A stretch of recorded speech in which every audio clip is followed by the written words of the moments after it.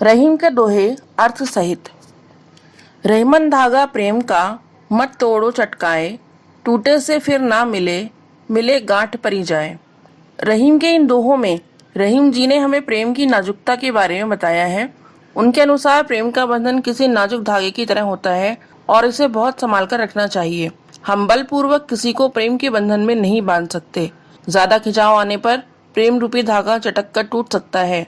प्रेम रूपी धागे यानी टूटे रिश्ते को फिर से जोड़ना बेहद मुश्किल होता है। अगर हम कोशिशें करके प्रेम के रिश्ते को फिर से जोड़ लें, तब भी लोगों के मन में कोई कसक तो बनी ही रह जाती है।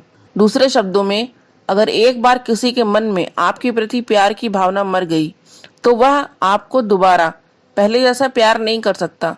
कुछ न कुछ कमी तो रह ही जाती है। रहीमन निज मन की बिथा, मन ही राखो गोए, सुनी अठी लह लोग सब, बाटे न लह कोय। रहीम के इन दोहों में हमें रहीम जी ने बहुत ही काम की सीख दी है, जिसके बारे में हम सब जानते हैं। रहीम जी इन पंक्तियों में कहते हैं कि अपने मन का दुख हमें स्वयं तक रखना चाहिए। लोग खुशी तो बांट लेते हैं, परंतु बात जब दुख की आती है तो वे आपका दुख सुन तो अवश्य लेते हैं, लेकिन उसे बांटते नहीं हैं, ना ही उसे कम करने का प्रयास करते हैं, बल्कि आपकी पीठ पीछे वे आपके दुख का मजाक बनाकर हंसी उड़ाते हैं। इसलिए हमें अपना दुख कभी भी किसी को नहीं बताना चाहिए। अकय साधे सब सधे, सब साधे सब जाए, रहीमन मूल ही सींचिबो, फूले फले अघाए। प्रस्तुत पंक्तियों में कवि हमें यह शिक्षा देते हैं कि एक बार में एक ही काम करना चाहिए। हमें एक साथ कई सारे काम नहीं करने चाहिए। ऐसे में हमारे सारे काम अधूरे रह जाते हैं और कोई काम पूरा नहीं होता। एक काम के पूरा होने से कई सारे काम खुद ही पूरे हो जाते हैं। जिस तरह किसी पौधे को फल फूल देने लायक बनाने हेतु हमें उसकी जड़ में पानी डालना पड़ता है, हम उसके तने या पत्तों पर पानी डालकर फल प्राप्त नहीं कर सकते। ठीक इसी प्रकार हमें एक ही प्रभु की श्रद्धा पूर्वक आराधना करनी चाहिए। अगर हम अपनी आशा रूपी जल को अलग अलग जगह व्यर्थ बहाएंगे, तो हमें कभी भी मोक्ष प्राप्त नहीं हो सकता। चित्रकूट में रमी रहे रहीमन अवध नरेश, जा पर विपदा पड़त है, सो आवत यह देश। इन पंक्तियों में रहीम जी ने राम के वनवास के बारे में बताया है। जब उन्हें 14 वर्ष का वनवास मिला था, तो वो चित्रकूट जैसे घने जंगल में रहने के लिए बाध्य हुए थे। रहीम जी के अनुसार इतने घने जंगल में वही रह सकता है जो किसी विपदा में हो, नहीं तो ऐसी परिस्थिति में कोई भी अपनी मर्जी से रहने नहीं जाएगा। दीरग दोहा अर्थ के, आखर थोरे आही, ज्यो रहीम नट कुंडली, सिमटी कूदी चढ़े जाही।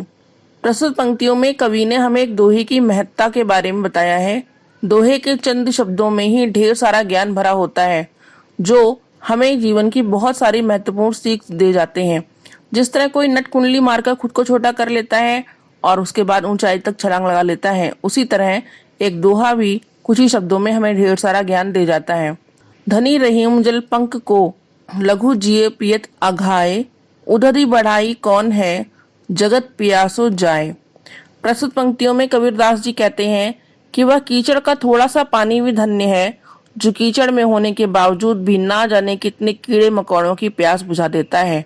वहीं दूसरी ओर सागर का अपार जल, जो किसी की भी प्यास नहीं बुझा सकता, कवि को किसी काम का नहीं लगता।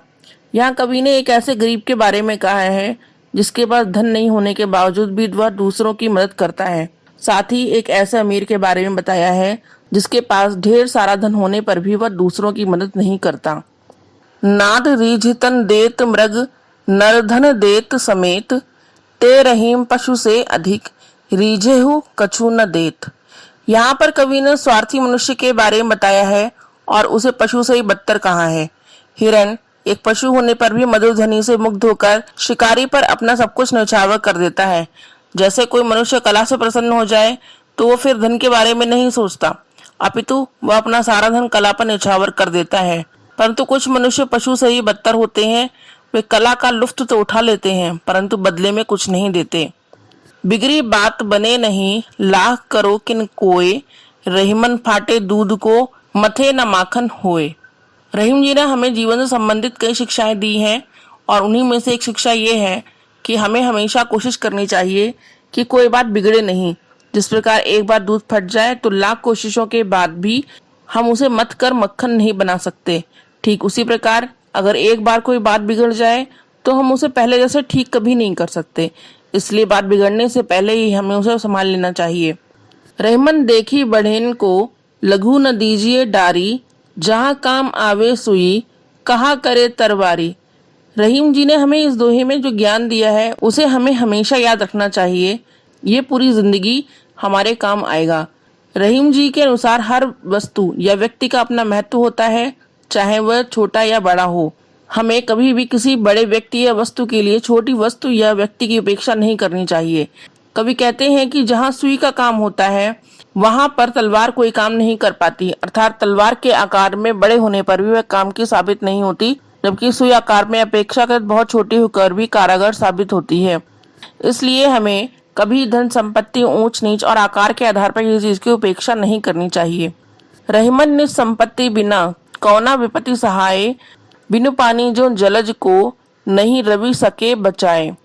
प्रस्तुत पंक्तियों में कवि हमसे कहते हैं कि जब मुश्किल समय आता है तो हमारी खुद की संपत्ति ही हमारी सहायता करती है, अर्थात हमें खुद की सहायता खुद ही करनी होती है, दूसरा कोई हमें उस विपत्ति से नहीं निकाल सकता।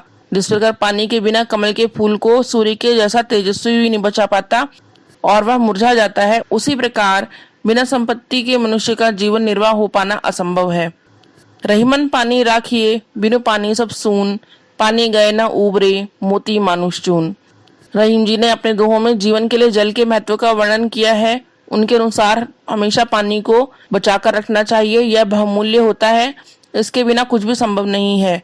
बिना पानी के हमें न मोती में चमक मिलेगी, ना हम जीवित रह पाएंगे। यहाँ पर मनुष्य के संदर्भ में कवि ने मान मर्यादा को पानी की तरह बताया है। जिस तरह पानी के बिना मोती की चमक चली जाती है, ठीक उसी तरह एक मनुष्य की मान मर्यादा भ्रष्ट हो जाने पर उसकी प्रतिष्ठा रूपी चमक खत्म हो जाती है। धन्यवाद।